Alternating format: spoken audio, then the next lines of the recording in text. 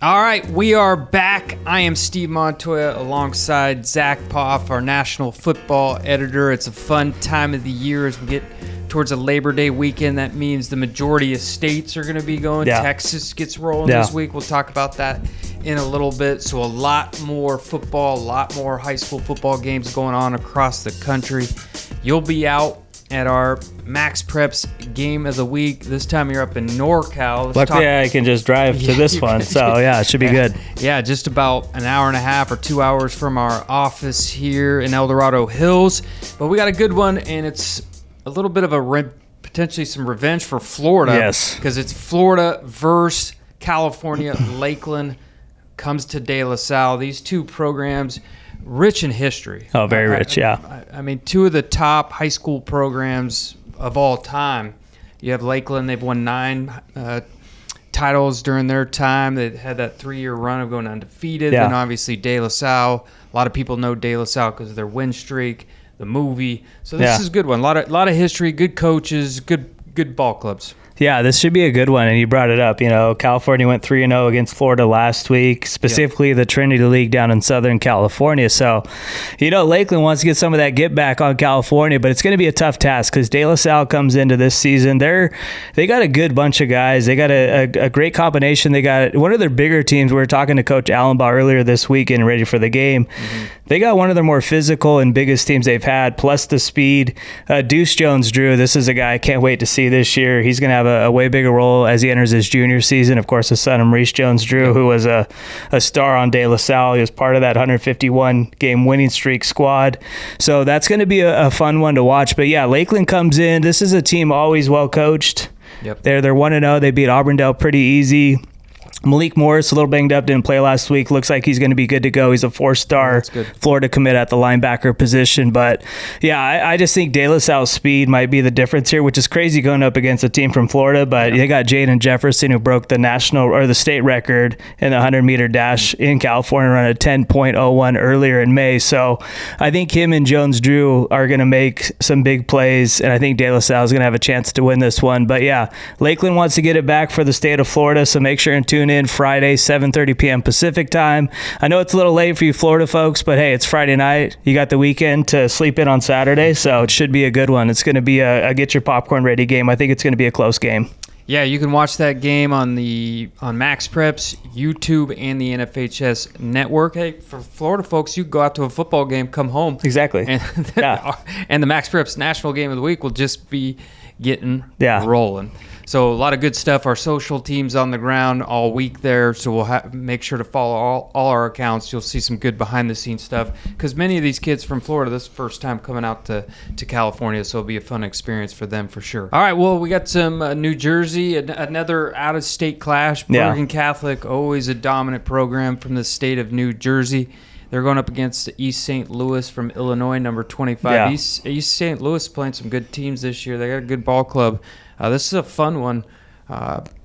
New Jersey versus Illinois. This is why it's a fun part of the year because we see a lot of out-of-state clashes. This is a good one. Yeah, both these states, the first game of the season for both teams as well. So, yeah, Bergen Catholic, they're good every single year. They've won 4 consecutive state titles. They got this dude, Jackson Vaughn. He's a sophomore this year. He had 4 sacks in the state title win against Don Bosco Prep last year. So he's going to be that next big time recruit to come from New Jersey. We'll see what they do at quarterback. It looks like Walker Snee's going to get some playing time, might start. He's a freshman. He's the son of former Giants offensive lineman Chris Snee, also the grandson of Tom Coughlin, former Giants coach, Jacksonville Jaguars coach. So he's a name to keep tabs on for the class of 2029.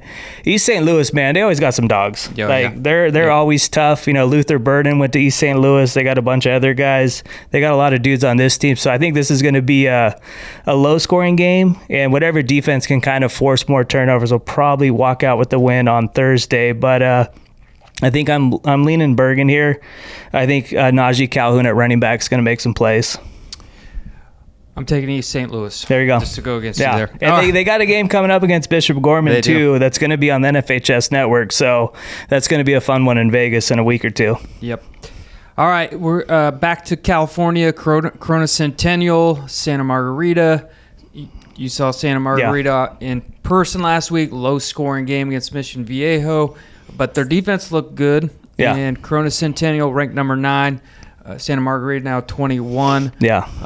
Bounce back game for the Eagles and Carson Palmer. But what are you thinking after seeing Santa Margarita? Yeah, well, obviously they're going to have to score more than 3 points if you want to beat Matt Logan. You know, right. Matt Logan always has a high-powered attack on offense. These two played last year, though, and Trent Mosley had his way in a dominant win for Santa Margarita. But it's going to be tough. You know, Santa Margarita's got a very, very tough schedule. Going Mission Viejo, then Corona Centennial in back-to-back weeks. That's tough.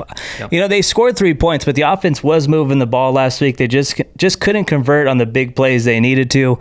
I'd expect them to get Trent Mosley involved a little more this week. Grant Mosley, his younger brother, a sophomore wide receiver, had a very, very good game. So we'll see how this one goes, but I'm leaning Corona Centennial. I think Dominic Catalone at quarterback, he had 300-plus yards in his debut to start this year. He had a strong season last year when Husan Longstreet was out. So I like what he's doing at the quarterback position. I think Corona Centennial is going to get this one done, and Santa Margarita will drop to 0-2.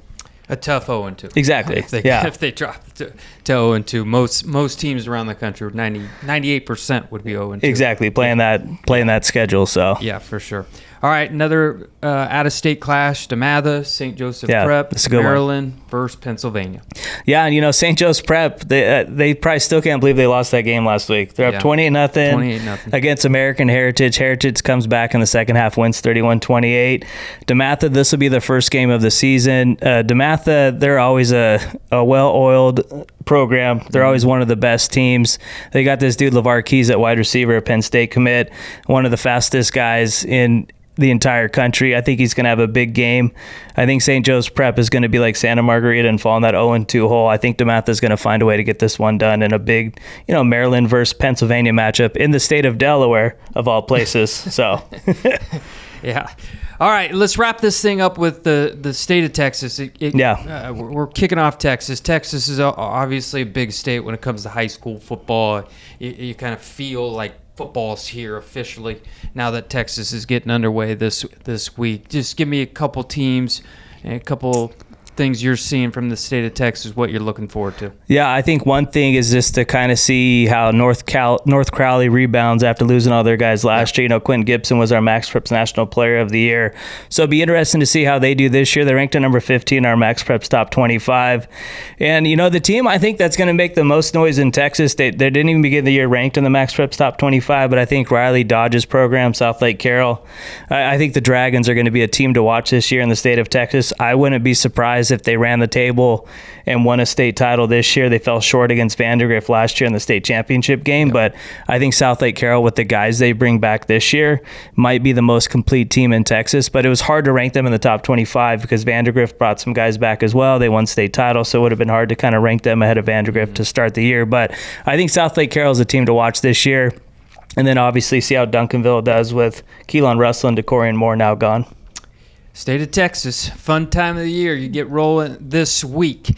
So you can catch Zack this Friday night at De La Salle, 7:30 Pacific time, as Lakeland from Florida comes to town. All right, for Zack, Poff, I am Steve Montoya. Thanks for tuning in to the MaxPreps Podcast.